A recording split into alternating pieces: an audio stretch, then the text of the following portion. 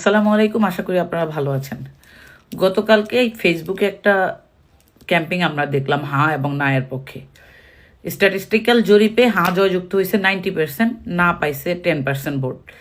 এখন না এর পক্ষে কেন 10% ভোট? এটার মেন কারণ হচ্ছে আওয়ামী লীগ না এর পক্ষে ছিল, আর আমাদের বিএনপির লোকজন ওই না এর পক্ষে গিয়া নিজেদেরকে জেনারেল পাবলিকের কাছে টক্সিক করলো। এইটাই হচ্ছে কালকের প্রমাণ। মানে আপনি যদি যাই না শুনে গুয়ের মধ্যে পাড়া দেন, তাহলে সেটা তো আর পাবলিকের দোষ না। এখন আজকে আপনারা ডিফেন্ড করতেছেন যে জুলাই সনদ যেরকম ড্রাফটিং ছিল আগে, এটাতে পরিবর্তন করতে লাবলা।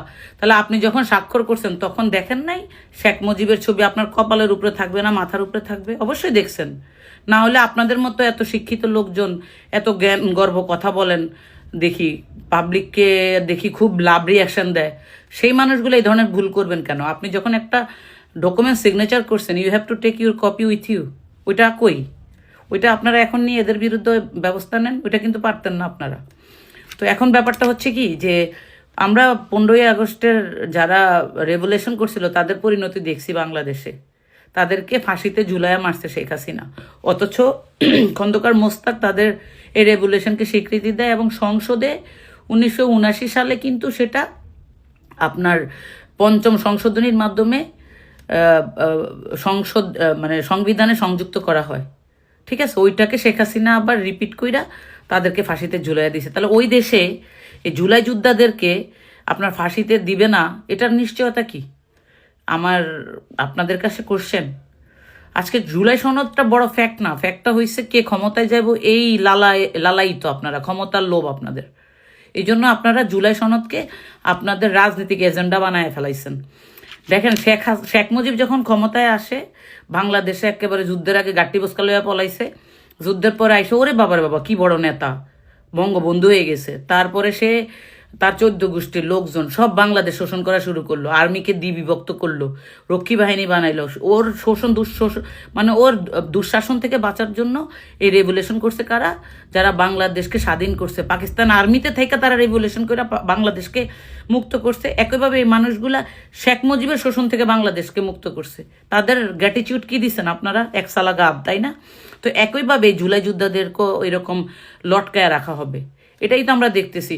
তা না হলে এত বড় বড় রাজনৈতিক দল আপনারা, এই যে কি বলে এটাকে, দিলীপ আগারওয়ালা চলে যায় বাংলাদেশে, 28,000 কোটি টাকার ট্যাক্স ফাঁকি দেওয়া পাবলিক, একটা রাজনৈতিক দল এটার বিরুদ্ধে রাস্তায় নাইমা প্রতিবাদ করলেন না কেন?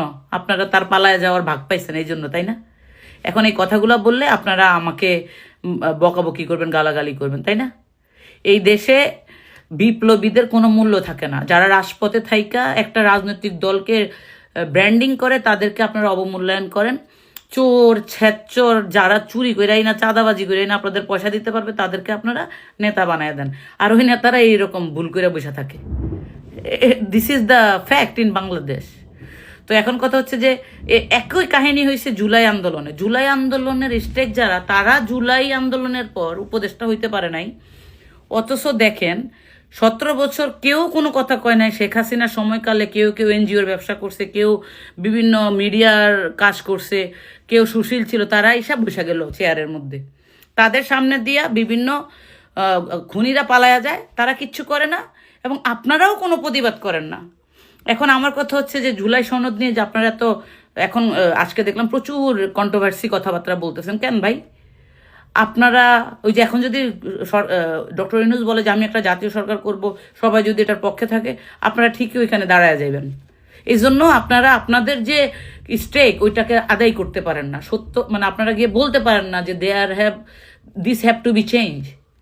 এই জন্য আজকে এত কন্ট্রোভার্সি হয়েছে। তো যাই হোক, শেষে আমি একটা কথা বলবো যে আপনাদের নেতা জনাব তারেক রহমান, আমাদের নেতা জনাব তারেক রহমান যখন আপনার ফেসবুকে না লেখে নেয়, আপনারা ওখানে জাম দেওয়া উচিত হয় নাই। আপনারা তার কনসার্ন নিয়ে এই ক্যাম্পিংয়ে অংশগ্রহণ করা উচিত ছিল। রাস্তায় কতগুলা কুকুর বিড়াল নামাইয়া দিচ্ছেন আমাদের গাইলানের জন্য, অথচ নিজেদের পাশার সাল নাই। ঠিক আছে, সাল ঠিক করেন। ঘা হয়ে রয়েছে না জায়গায় জায়গায়, ওই যে বিভিন্ন বড় বড় প্রতিষ্ঠানে আপনাদের ছেলে মেয়েদেরকে বসায় রাখছেন, এগুলা পাবলিক কাউন্ট করে। এক একটা কন্ট্রোভার্সি ইস্যু হচ্ছে ভোট মাইন্ডেড। ওকে, ধন্যবাদ সবাইকে।